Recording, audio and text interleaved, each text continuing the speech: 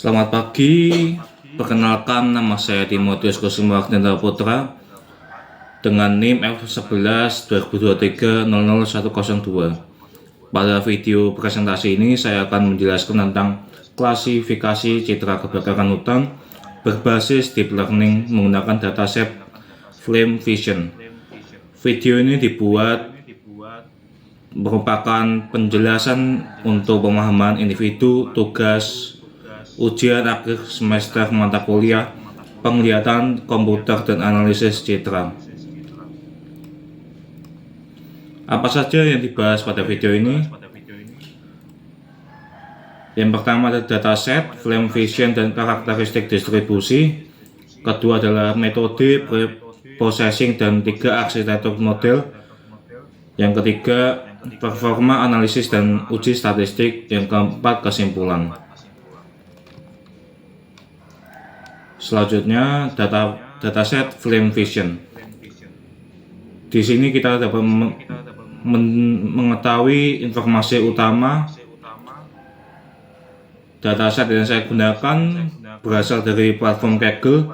Saya memilih dataset ini karena sesuai dengan tema bencana dan kelestarian alam. Dataset ini berisi tentang kumpulan citra atau foto udara yang diambil dari drone untuk mendeteksi kebakaran hutan. Karakteristik dataset ini total adalah 8.600 gambar dengan resolusi tinggi, ukuran atau size 3,52 GB, format PNG dengan dimensi 512x512, terdapat 2 kelas, fire dan non-fire. Dataset distribusinya training set ada 6.800 dengan 3.600 fire dan 3.200 non-fire. Validation set berisi 900 gambar dengan 700 fire dan 200 non-fire. Test set juga 900 gambar dengan komposisi yang sama. Selanjutnya, analisis dataset. Ada beberapa temuan yang saya temukan dalam analisis dataset ini. Temuan pertama, terdapat ketidakseimbangan kelas di test set. Rasio fire berbanding non-fire adalah 700 dibanding 200 atau sekitar 78% dibanding 22%. Ketimpangan ini perlu menjadi catatan saat interpretasi hasil nanti. Temuan kedua yang saya temukan, dari segi karakteristik visual, kelas fire menampilkan variasi yang beragam mulai dari kobaran api besar, asap mengepul hingga api kecil di sudut frame. Sedangkan non-fire menampilkan pemandangan hutan dari udara dalam berbagai kondisi, ada yang hijau lebat, ada yang kekeringan kecoklatan, ada yang berkabut tipis. Temuan ketiga yang saya temukan adalah kelebihan dataset ini memiliki dimensi gambar 512x512 pixel sehingga memudahkan proses pre-processing tanpa adanya penanganan khusus. Selanjutnya adalah pre-processing data. Bagian kedua yang saya jelaskan, ada metode yang saya gunakan adalah pre-processing data. Ada 3 langkah yang dilakukan. Yang pertama adalah proses gambar dari 512x512 menjadi 224x224. Ukuran ini saya pilih karena merupakan standar arsitektur transfer learning yang sudah dipretend dengan ImageNet. Yang kedua, normalisasi nilai pixel ke rentang 0 sampai 1 dengan membagi 255. Ini sangat penting karena training lebih stabil dan konvergensi lebih cepat. Yang ketiga, data augmentation pada training set meliputi rotasi 20 derajat, pergerakan zoom, dan horizontal flip. Yang perlu dicatat pada hal ini, kita tidak menggunakan vertical flip karena gambar aerial punya orientasi gravitasi yang konsisten. Langit selalu di atas dan tanah selalu di bawah. Selanjutnya, arsitektur model yang saya gunakan pada dataset ini adalah yang pertama adalah CNN Custom. dengan 26,8 juta parameter. Ini adalah model yang saya bangun dari nol tanpa pre-trained wings. Memiliki karakteristik 4 blok konvolusi. Yang kedua adalah mobil Knight V2 dengan parameter 2,5 juta, dirancang oleh Google untuk komputasi efisiensi. Yang ketiga adalah ResNet 50 dengan 24,1 juta parameter. Arsitektur ini memiliki 50 layar dengan fitur skip connection. Tujuannya adalah untuk membandingkan model buatan sendiri dan melihat mana yang lebih efektif, model buatan sendiri atau transfer learning. Selanjutnya adalah CNN Custom. Arsitektur yang saya buat adalah 4 konvolusi yang memiliki fungsi berbeda. Blok 1 memiliki 32 filter untuk mendeteksi fitur sederhana seperti garis dan tepi.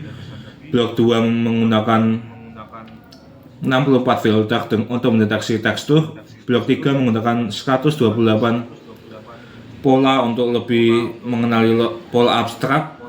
Blok keempat menggunakan 256 filter untuk high level seperti api dan asap.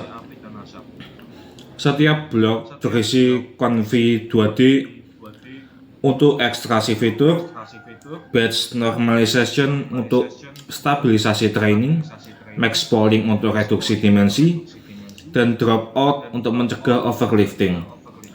Selanjutnya adalah transfer learning pada model 3 dan model 2. Model yang saya gunakan pada transfer learning ini adalah mobil Knight V2 dan ResNet 50. Saya menggunakan pendekatan 2 fase. Fase pertama adalah feature extraction. Pada fase ini, base model dibekukan secara sepenuhnya, artinya WX tidak diupdate. Yang dilatih hanyalah classifier di atasnya. Learning rate yang digunakan adalah 0,001 selama 10 epochs. Fase kedua adalah fine tuning. Fase ini pada 30 layer terakhir dari base model di-unfreeze dan ikut dilatih.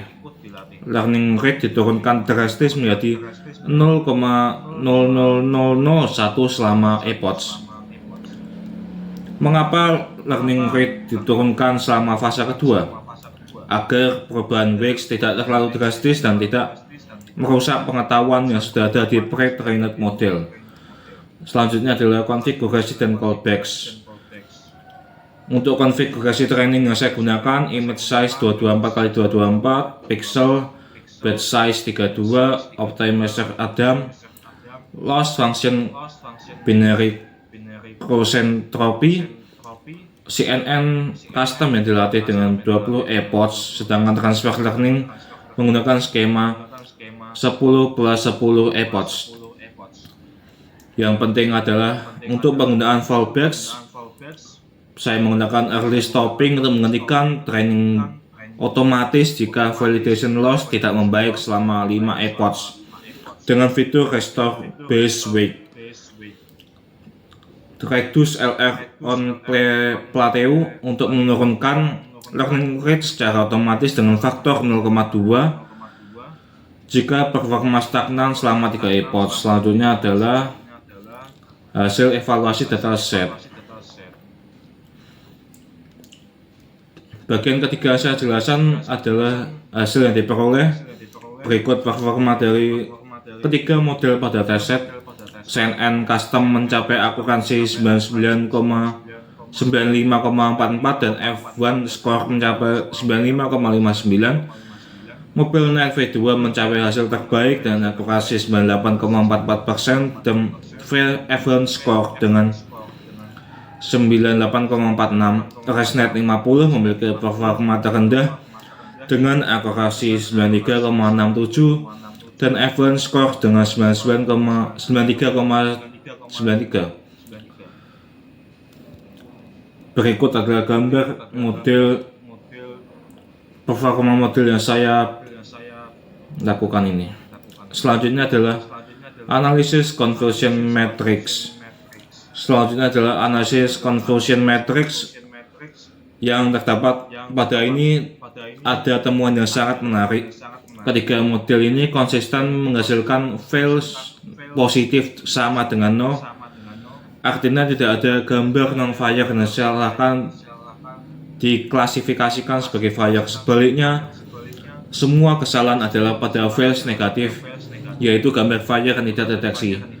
Pada CNN Custom terdapat 41 kesalahan, MobileNet V2 hanya 14 kesalahan, ResNet 50 dengan 57 kesalahan.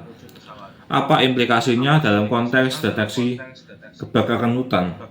False positif atau alarm palsu sebenarnya tidak terlalu berbahaya karena bisa diverifikasi, tetapi false negatif sangat berbahaya karena kebakaran tidak terdeteksi dan bisa menyebar tanpa penanganan. Oleh karena itu, MobileNet V2 dengan false negatif hanya 2% adalah pilihan yang paling aman. Selanjutnya adalah uji signifikansi MC Neymar dengan alpha 0,05. Hasil pengujian ini yang pertama adalah CNN Custom versus MobileNet V2 menghasilkan p-value 0,000355 karena lebih kecil dari 0,05, artinya perbedaan signifikan. MobileNet V2 terbukti lebih baik.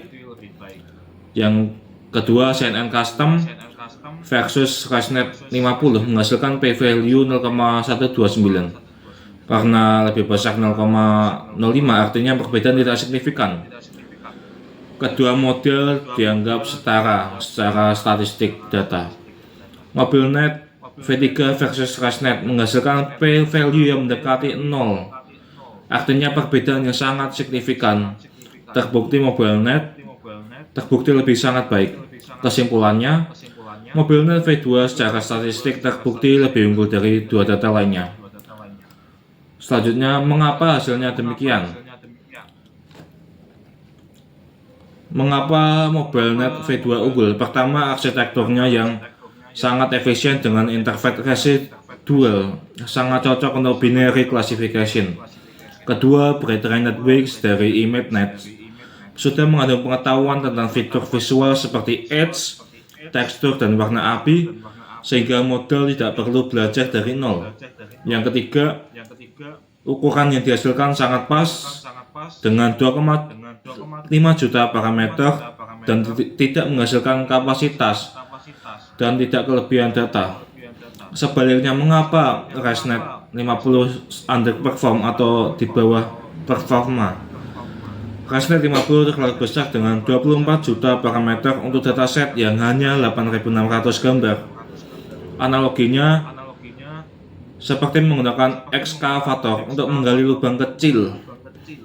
Model punya terlalu banyak degrees of freedom sehingga hasil training tidak stabil. Pelajarannya adalah model yang lebih besar tidak selalu baik. Berikut adalah hasil gambar dari akurasi dan beberapa epoch pada MobileNet, CNN Custom, dan ResNet 50. Selanjutnya adalah kesimpulan pada bagian akhir penelitian ini adalah yang pertama, sistem klasifikasi citra kebakaran hutan dengan basis deep learning berhasil dibangun dengan akurasi di atas 93% pada semua model. Kesimpulan kedua, ResNet MobileNet adalah model terbaik dengan F1 score 98,46%. Kesimpulan ketiga, ranking performa adalah MobileNet V2 di tingkat pertama, CNN Custom pada tingkat kedua, dan ResNet 50 di tingkat ketiga. Kesimpulan keempat, uji Neymar membuktikan MobileNet V2 secara statistik signifikan lebih baik dari kedua model lainnya.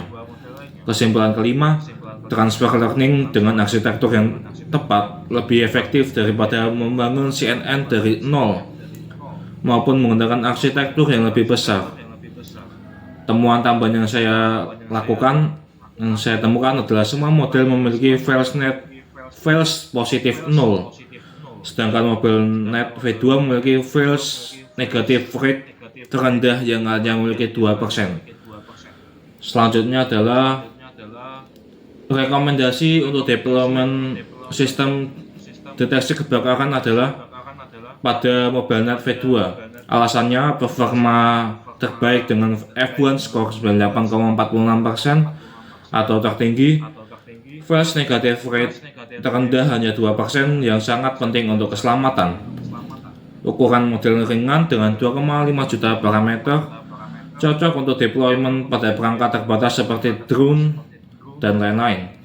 Dalam konteks deteksi kebakaran hutan, mendeteksi semua kebakaran jauh lebih penting daripada menghindari false alarm. Demikian penjelasan pemahaman individu pada presentasi video kali ini.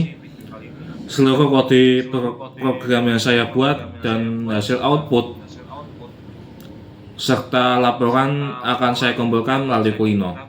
Terima kasih atas perhatiannya. Terima kasih.